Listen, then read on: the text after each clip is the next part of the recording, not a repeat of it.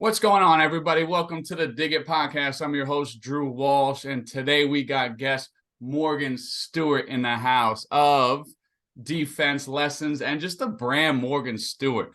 Morgan Stuart is someone I came across on social media, right? Like we're in the same industry.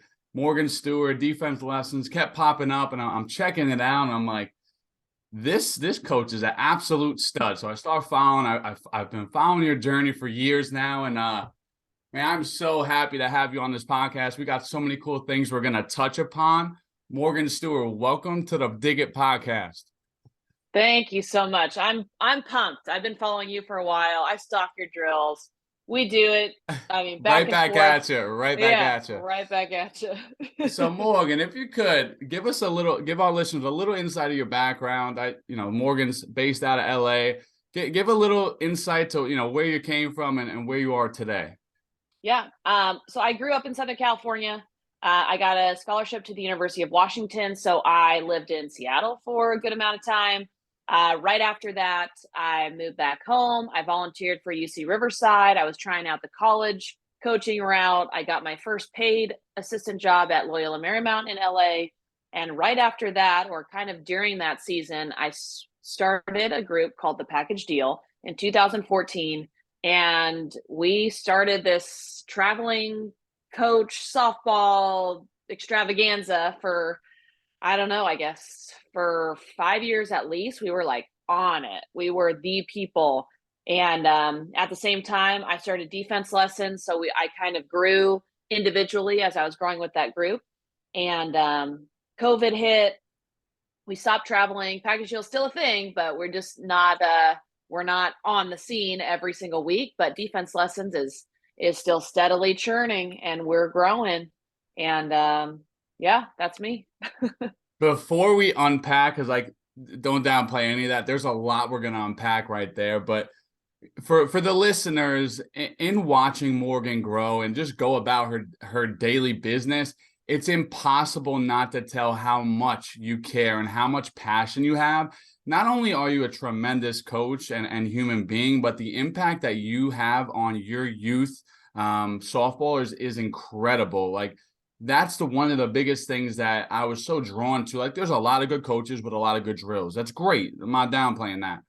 But the impact that you have, the young professionals that you've built, and then just to see the girls cycle through and come back to either help you work, to help you with your new camps, just to be a part of what you have going on because you've had such an impact in their life. And I think we need more Morgan Stewarts that care more about than just the game. We all want our athletes to play for 10, 20 years. It's just not the reality. So if we could teach them life skills, communication skills, how to deal with adversity, and you do that so very well. And I know that's something that you take a lot of pride in, to teach the skill of in between the ears. And I really, maybe we'll just start unpacking that a little bit. In between the ears is where a lot of athletes get to the next level or don't. When did that start to be an incredible passion for you? That's a great question. I mean, first of all, just to hear you say that and to hear like how I come across even on social, I mean, uh, that's huge for me because that's, again, I do take a lot of pride in that. That whole journey and that storytelling piece of my brand started for me from my story in college. I mean, in college, definitely, because I went through a major slump. I had some bouts of depression in college that a lot of people didn't know about. But even before that, I grew up as an 11, 12-year-old, extremely shy and anxious and loving softball and feeling like, oh man, I feel really free out here on defense. Like I feel mostly like myself. And then there were things that came in and tried to like burden that feeling of being out there and being around my friends, and then having this looming feeling of, man, I'm not good enough, or I don't want to speak up. And I see though that feeling in the eyes of my girls, and it crushes me, and I want to lift them up. I want to let them know, like, hey, one, you don't have to let those thoughts overcome the feeling of joy you get in this game and the feeling of joy you get around your family or your friends, not even in softball, but just know that there's people that get you, there's people that see you, and like, hey, it's going to get better.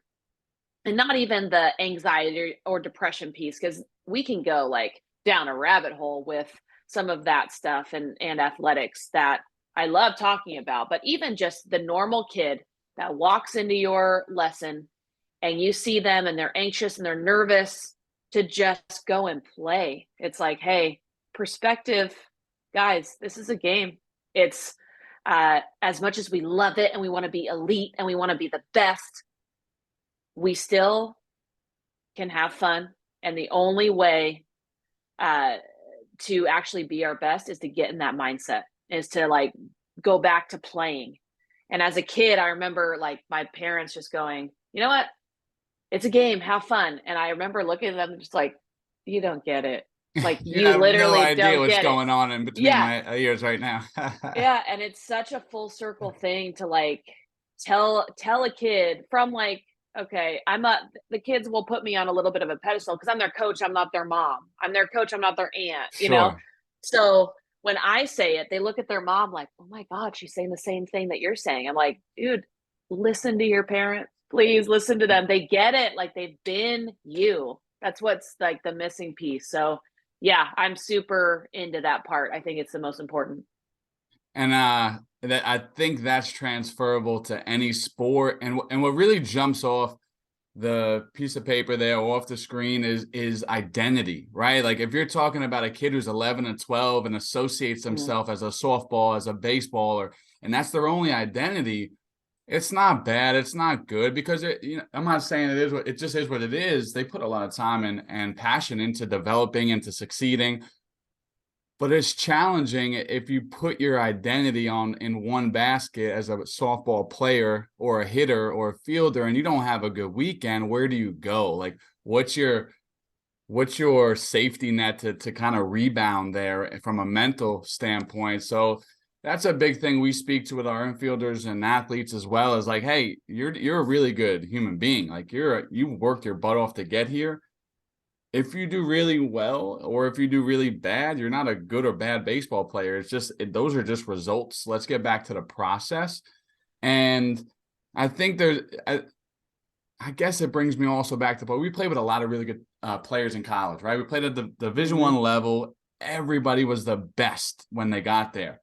I think there's a lot of the biggest differentiator was their mental approach to the game, like their ability to capture the game when it got really fast and slow it down. When they got really low, figuring out how to not go lower, but try and just level out a little bit. To your point, you mentioned you were in a slump, which I think anyone who's ever played baseball, softball has been in a slump. All right. Hitting is kind of hard. So, what are some things for you? Like, why'd you find so much freedom in infield play? Like, what do you think led you to like, hey, I feel free out here. I like this part of the game. One, defense is way easier than hitting. Like I tell people this all the time. I'm like, guys, this is how you build confidence. Is there's a ton of skills and it's so interesting to me. And I mean, you and I can go and banter back and forth about infield and throwing and posture and all the cool things, but also we can build our skills massively in a month. Like I can take a kid, a 10-year-old kid, and in a month, after only seeing her 4 times, 8 times, something in that realm, like she's a different player. And in hitting, it's a little bit slower, like you might get worse before you get better kind of thing. But I think for me, I loved diving. I loved being athletic. I loved running. And I had a ton of physical skills. Like my dad went to the University of Texas. He was an offensive lineman. He was drafted to the Dolphins. He got hurt in training camp. That's why, like, we're not a Dolphins family, right? Uh, but I've got a ton of physical skills. And on defense, I felt like, okay, you're not getting a ball every time, but my self-talk on defense was legit. I'm like, all right, hit it to me, give it to me, right? And there's times that we can go on a slump defensively, but one, you're not in the spotlight out there. You're a part of a unit. And I loved that. I loved like being part of the team out there, communicating all the time. And yeah, making the cool plays was legit. But yeah, I was a little bit of a wallflower growing up. But yeah, I loved it out there. It definitely fed to my strengths as a kid. I love that. And what I hear is when you say athleticism, running around, diving, we talk a lot, like especially our new infielders, we make it clear, like we play offense, right? Like I Mm-hmm. understand the game labels it as a defensive position, but our mental approach to the game is offense. We're being really aggressive, we're fearless, we're gonna attack balls, we're gonna make mistakes as long as we learn from them. And that's on that point, like so many kids want to be perfect, right? And perfect leads to them just kind of moseying onto a ball and just alligatoring and catching the ball and then trying to throw it. And that's not infield play. You won't be an infielder for Mm. long. So it's almost just like dropping that barrier of like, I have to be perfect. I can't make a mistake. I think is like the first skill acquisition we try and give these kids is like, yep, we need you to fail. I need you to ask questions. I need you to explore. It's okay because we're going, we're really far from, we got a long ways to go. And if we don't challenge ourselves to fail, we're not going to move forward. So we just need to get on the same page now. You got to make mistakes. You got to be open to it and you got to ask questions. Anything on that? Is that something that you could reside with? Oh, that's huge. I grew up playing baseball with the boys. I didn't start playing softball till I was 11. I went right into 12 and under travel ball, which is a little bit weird of a path. But I remember like diving practice with this group of little boys, right? It was me out there, I had my hair down, got a baseball hat on, and it rained like all night. And our coach, Dale, he was like, all right, it's sliding diving practice today. Here we go. And I remember just going, I don't want to get dirty. And then by the end, everybody's covered in mud. It's the best time. And it's like that. Like if you can attack a ground ball, like you're just mudsliding and you're going for it.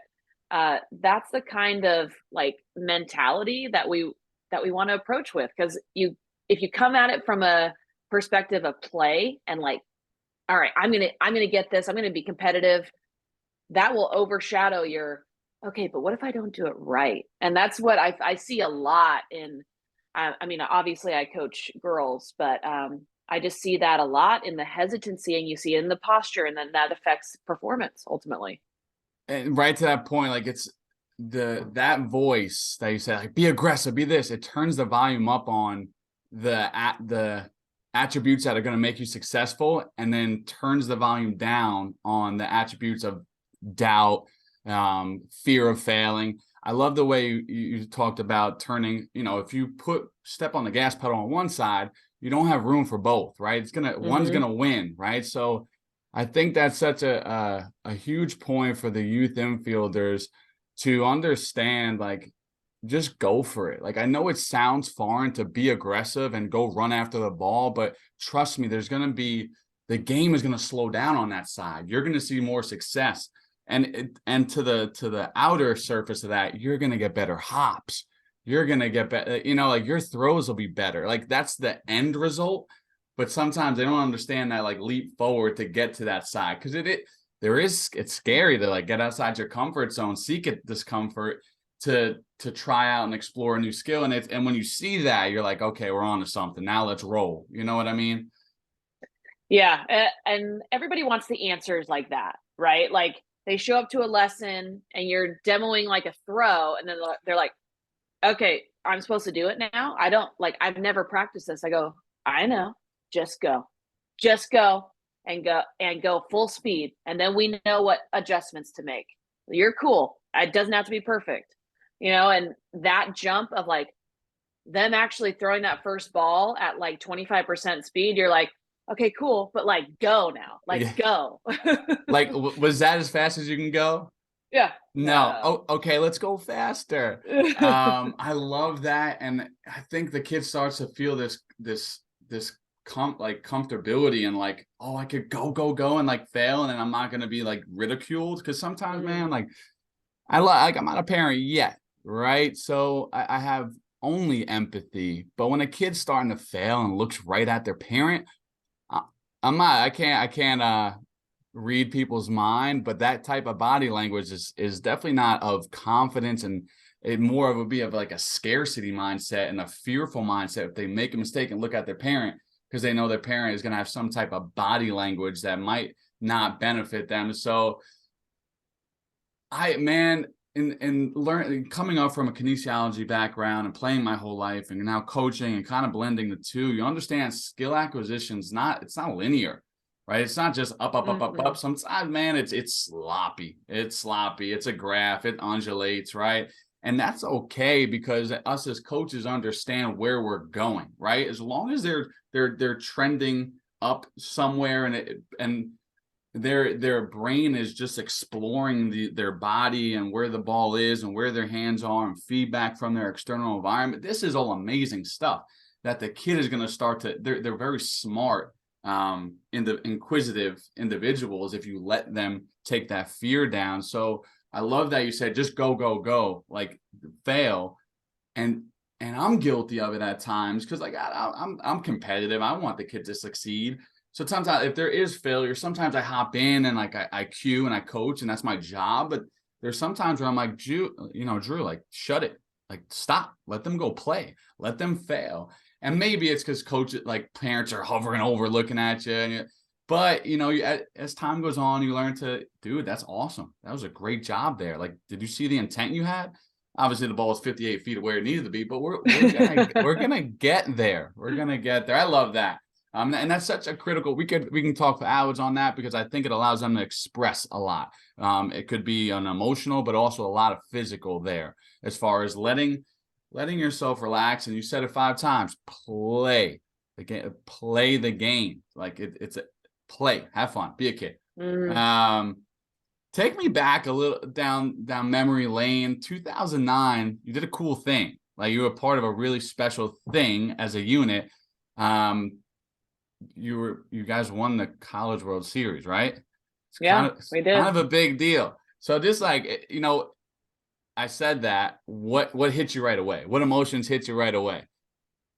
Right away, I think about the last pitch and I think about like my self-talk because it's so funny. Like people talk about winning the Women's College World Series and like it was definitely different back then. Like I watched this last year in Oklahoma, insane. Like it's almost not fun to watch because you're like, okay, clearly they're like it's like women playing girls. Like this is ridiculous. Yes. But that series was so fun. I just can't even explain to you how fun it was because I was extremely fortunate. And I say fortunate saying this because I wasn't mentally tough as a college athlete. I had lacked a lot, but in that moment, in that week, I was in the freaking zone and I like lucked out because I did it on TV. I did it during the national championship. I was hitting great. I was defending great. I was locked in. And I remember just that last out, the last pitch, just looking around and being so grateful, like just going, okay, one, am I going to throw my glove right now? Like I knew, I knew we were going to win. And then I just remember just going, okay, it's almost like it was glitching. Like my zone was like coming in and out because I'm like, oh my God, I'm so freaking excited, but looking around the infield and being extremely grateful to be able to like play next to a Jen Sally or an Ashley Charters or a Danielle Laurie or a Nikki Williams, just like looking around the infield and going, holy cow, like we did this together. And I don't know. It's like I'm giving myself goosebumps. It was surreal. It was such a Same. cool thing. I wasn't even Yeah. there. I was probably watching it because my wife, it was a softball. She's from San Diego. We met in college and we always watch softball. Like I love watching the College World Series. I think softball is such an incredible sport. But I want to touch back on that. Like you said, I was so lucky to have a good. I would say I was negative, I don't know, 14 years ago. I didn't know you, but like, dude, that's when you were 11 and 12, when you were 9 and 10, that's it all happened there, right? Like you Yeah. worked your butt off to even give you a chance to get recruited, to get a chance to play, to get a chance to have success at the highest level. You did all that. None of it was guaranteed. Was it dreamed of? Of course. But you took actions every day, every week, every month, every year to push you forward towards that, to even have a chance, right? Like that's all it is. That's all we're trying to get our kids and our athletes in the position to have a chance. And it's hard. It's very there's a lot of sacrifices. There's no guarantees, but guess what? That's life. When you get out into the workforce, it's the same thing. So I love that you're like, I got lucky, but no, you created that. You created every bit of that. And that's such an amazing story. And it was destined. You created all that. I want to touch on the fact that I love watching softball because the game is incredibly quick. The dimensions are smaller. The game is faster. Talk to me about like, give me some bullet points on some things that you guys have to take care of as infielders that maybe baseball has the luxury of getting away with. Yeah, one, it's so similar, like very, very similar. I think the biggest thing that I think of is our internal timing, right? We've got external timing, like when we get ready for the pitcher to throw the ball. Okay, when's the ball in the hitting zone? Very similar to baseball. Our internal timing, we've got one Mississippi, two, she's there, right? So that's the kind of thing that we teach our more elite kids because as we grow up, we can do things more efficiently. The ball's getting hit harder at us, and we got to think about getting outs. Like, how do we Right. collect our outs here? Um, so I think that's the biggest difference is as especially left side of the infield, our third baseman, our shortstop, understanding that those slappers can hit 500-600 because all they're doing is touching the ball and they're there in less than 2 seconds. It's like, dude, that's I want everyone insane. to count to 2 seconds again. 1, 2. I'm not good at math. I can do that though. That is insanely fast.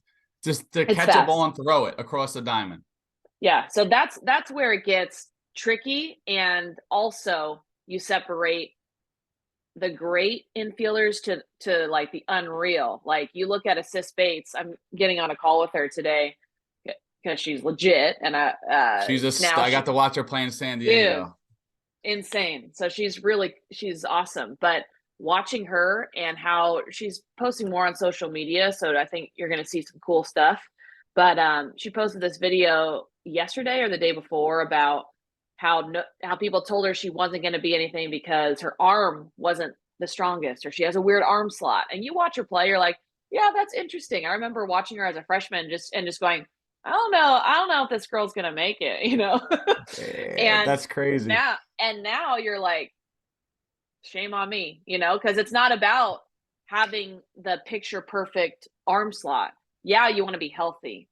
Is your arm healthy? Are you going to make it for your career? Amazing. Great. Now let's focus on transfer. Now let's focus on getting your feet set so we can get rid of the ball as soon as we touch it. So that's the biggest thing is like you're battling a 2 second home to first time. That's always in the back of your mind.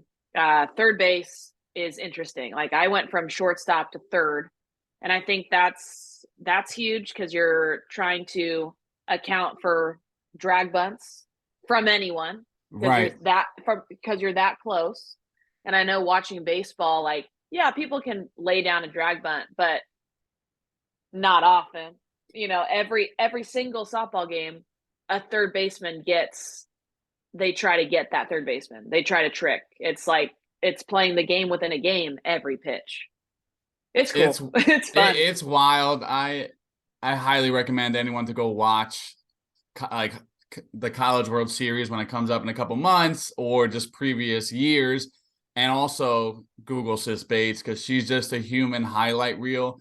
And Yeah. just like you said, like whatever, if someone could say, "Oh, she doesn't have all the slots you need to play infield," she does 15 other things way better than anyone else, and she obviously prepares her butt off to go play the game at a hot. I've never seen someone with so much athleticism express that with a glove, right? And then Right. express their anticipation for the game, and just understand who's around her, what's going on, the situation, like the external things, the non-tangible things that I think recruiters got to look for.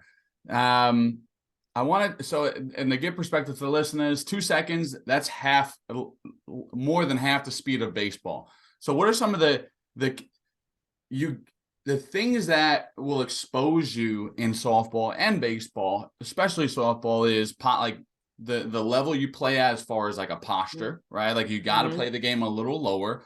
But also like what do you talk to your girls about glove presentation timing? Because that's such a massive flaw for the youth infielders we work with that causes so much chaos moving down the moving up the kinetic chain into the throw. Yeah. I mean, biggest reason why we're missing balls is because our gloves late. Most of the time, we're late. So I talked to the girls about filming the ball, pretending there's a camera in your glove, even when you're just standing out there. Why are we holding our glove like this when like it's never going to be up like this? Film the ball, film the hitter, and follow it, track it, keep your fingers down. I love And that then that cue. I'm stealing that about filming the yeah, ball. I love that. yeah, that's huge. And then when you're actually in your approach steps, a lot of kids, especially if you have gotten a lot of rolls from mom or dad and they're not super fast or quick, you have the time to roll your wrists or flip your glove. Biggest thing that we do in lessons that people absolutely hate on their first lesson is I'm firmly rolling because we don't have time to do this, and it's creating bad habits. So firm rolls are huge at home. Um, yeah, and then where we're transferring the ball. I think glove presentation is huge, and then if we're bringing our glove to our the right side of our face, even we're slowing everything down. We want to go middle and then keep our glove out in front of us because that's where we're going to need it when we're throwing anyways. And we're trying to be efficient. Less is more in terms of movement, right? So we're trying to just get our body where it needs to be before it needs to get there. I love that. The transfer is the first sequence of the throwing pathway, and Coach Morgan nailed it on the head. Like once we take that ball to our right shoulder, think about tight, stiff, and disconnected from where our center of mass is going. And then even another huge point. This is why we no longer say the word funnel, because I think if our front side is really important and our front side sets our direction and it keeps us balanced, it keeps our shoulders level. Why do we want our hands to get to our waistline to then try and speed up to our feet? This is just really tough to repeat. So think about catching the ball out in the middle of your body, separating middle, and then getting your front side to where you're going next just gives you a chance to be an elite thrower from different windows, right? What's one thing on throwing wise? Is there a bullet point that you'd like to tell the listeners, whether it's youth infielders, baseball, softball, parents, coaches? What are some things about maybe throwing right now that you'd love to just express to work on, maybe like a habit, a fundamental? Yeah, absolutely. In the last month, we've been working on separation, and now I have my girls like, uh, I have them talk about separation equals power. What does separation equal, right? And talking a little bit about that, we're talking about the separation between our hips and our shoulders, and creating that actual movement between them because throwing is like hitting. It's like any rotational power movement. It starts from the ground up.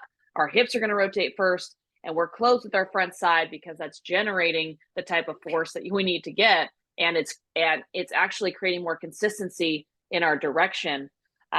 So many youth athletes, guys, girls, whatever, are ripping open their front side so early, and we are dropping our front elbow. It's creating a ton of directional problems.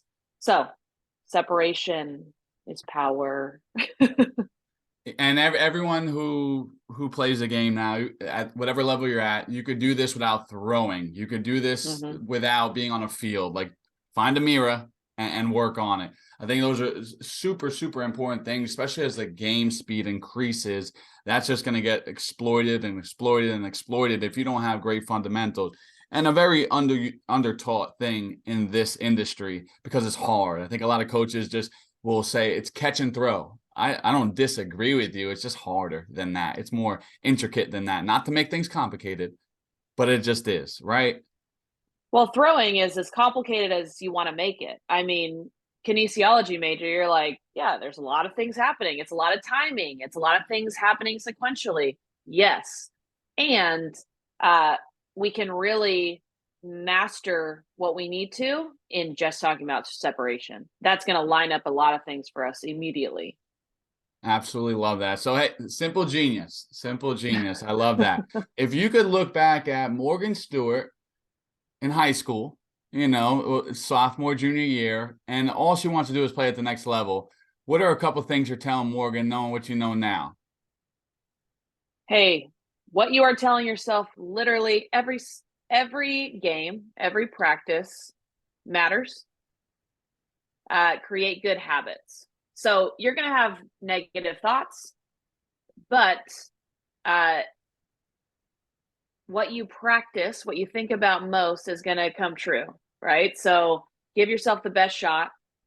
If you believe in yourself first, there's nothing bad that will ever come from that. You're not going to be like, you're not going to look hokey to other people just because you are confident in yourself. I think that was like, it's like this weird cycle. Like if you're not a good hitter in the moment, you don't want to act like you're a good hitter because you're pretty much telling other people like, hey, like I know I'm not good, you know. But in reality, who cares what they think? Literally, who cares? Because you need to take care of this you, and that's what's ultimately going to make you the most successful you could possibly be. I mean, Mike drop. yeah, I would not tell myself to practice anymore physically. I would tell myself to do 100% more mentally. I love that. And mentally it could just be like having fun, watch a game instead of being just going to practice just cuz that's what is popular. I think that's really good. I think we give too much outside validation, and I think even adults do that. So it's really easy to just want to impress everybody, your parents, your peers. When you ultimately you have your barometer, you understand what makes you tick and makes you go, and what makes you happy, and you gotta double down on that. All right, and be okay to make mistakes and proceed further. Morgan, what are some things you got going on, whether they're currently happening or they're coming up? I want our listeners and to hear what you got so they can connect to you, and then follow it up with some of your handles. Yeah, I've got biggest thing that I'm most excited about right now is my Black Book of Drills. Got one right here. This thing Bam. is sick. It's pretty cool. One thing I will tell all your people, like the videos are worth it because people will get this. A lot of my girls that come to me every week are like, oh my God, like just the explanation of the drills was enough because we've been following you enough. But the people that don't know me, I would definitely recommend adding the videos because I have an explanation of all of them and like how you set it up and all that. But that's my new thing. It launched in November, and I'm really proud of it. It's just like basically your home training in like a little cool spiral notebook. So if you're looking, Other than that, listeners, sorry, I just want to make sure they know, like, no, if you're you're in good. need at work, reps, and you want some broken down, concise cues, if you're a parent and you're like, I kind of have an idea, but I need some guidance, that's your guidance. That's your coach from afar. And then coach also mentioned she has videos to add more value to that, to explain things so you could work at home every single day for 5, 10, 30 minutes, whatever it may be. Yeah, and that's the coolest thing I think I have going right now. Other than that, I've got a live tomorrow, which again, this I'm going to will send probably that won't out. air by then. It won't air by then. I wish I was that savvy with producing and editing, but I'm gonna get that out regardless today. Make sure you send me the link, I believe, so I'll get that in there. Yeah, and what I know that my team said yesterday was that there's going to be a recording. So if you're listening to this, there's some way for you to get that recording, and we'll figure that out. We will get that to the viewers. That is amazing. Coach Morgan Stewart, it's absolutely amazing to catch up with you. Like always, you bring a wealth of knowledge and energy. Thank you so much for your time. We're going to get you back on here eventually. I look forward to catching up with you soon. Yeah, thanks for having me. This is awesome. All right, take care, Morgan.